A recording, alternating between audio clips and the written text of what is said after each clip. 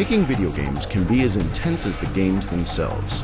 Long hours, high expectations, and the desire to deliver fans the best Unreal Tournament yet requires focus and dedication. For the artists, programmers, level designers, audio engineers, and support staff at Epic Games, making UT3 is not just a job, it's their passion.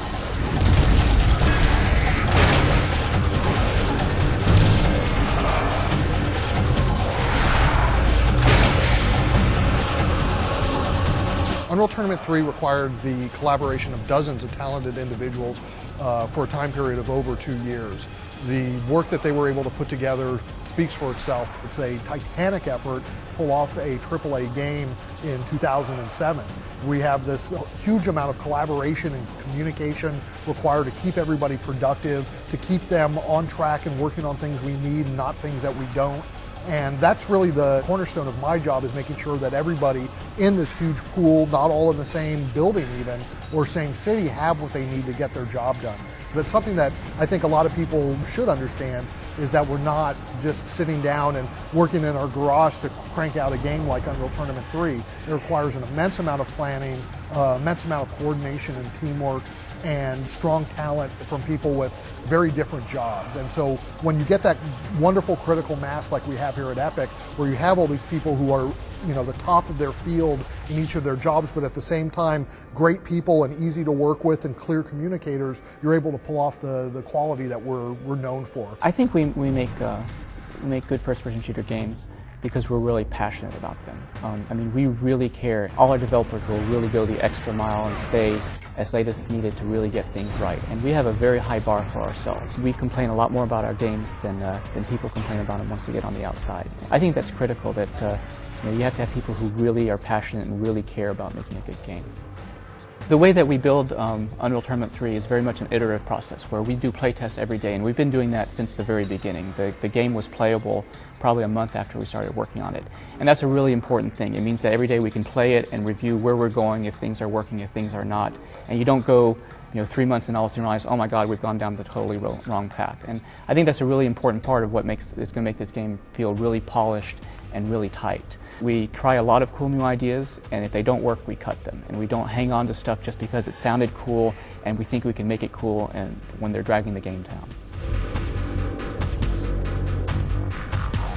With Unreal Tournament 3, what we've really tried to do is go back and look at all the different variations of Unreal Tournament and think about what worked and what didn't work and what made them great.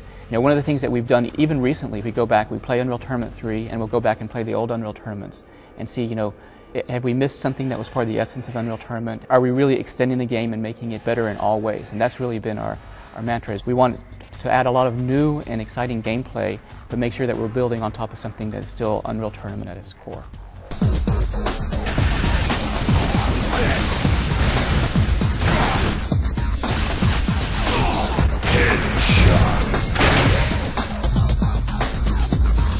We have mechanical artists, and they sort of alternate between vehicles and weapons, and just in general things that aren't organic, things that have sliding pistons and moving parts. We spend more polygons in our high poly models for the weapons in Unreal Tournament 3 than we did in the entire game of Unreal Tournament, like in one scene at any one time. We spend a lot of detail on our weapons, and that's because it's cool to have this thing right in front of you that shows you all the detail, and you've got proof that you're using great hardware right in front of you. So all our weapons, even though they're science fiction science, they look like they could work. They all articulate and move and open and charge up and discharge, and you can see every shot being loaded in, and we've got readouts that tell you the number of ammo that you've got left. These are the area of expertise for our mechanical modelers. Hi, my name's Pete Hayes. I'm a 3D modeler here at Epic Games. I'm going to walk you through the process of creating one of the weapons, the Impact Hammer, from start to finish. And that's what we're going to take a look at today. Concept art. The rough poly model. Here's kind of my starting point. So we've jumped a little bit further down the line. Add a little bit of detail. I'll start to add little nuances like the rivets, bolts, holes.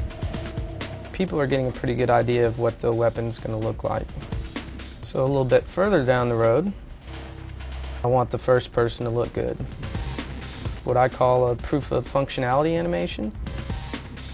This is kind of the main attack where you charge it up and then impact hammer somebody, exploding them into bits. So once the high poly is done, I do what's called exploding the model. And then I do what's called a process. That's called a normal map. I'll reassemble the low poly. And that's kind of the finished product.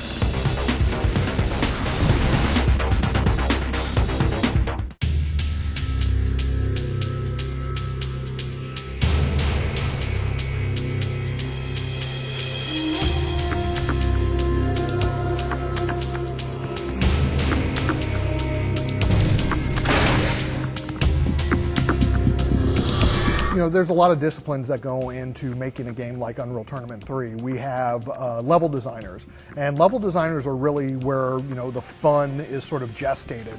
That's where their job is to go and create these play spaces that even if they're just checkerboards, they're really ugly, you can still see the fun. You can still have the fun when you play it. And there's a lot of technical aspects to their job as well, namely they have to worry about performance. And so you can make the most beautiful map in the world, but if it runs at 2 frames, nobody's going to care. And so you have to do a nice trade-off between performance and visuals at all times. Starting a level is kind of a daunting task for some people. A lot of people think that a level just gets made and is fun, you know, and things kind of randomly come together. But there's really a very long process involved in getting a level to where it ends up. That involves the ideas of many different people and a lot of different hands touching it. You really start with a basic concept, whether it's a gameplay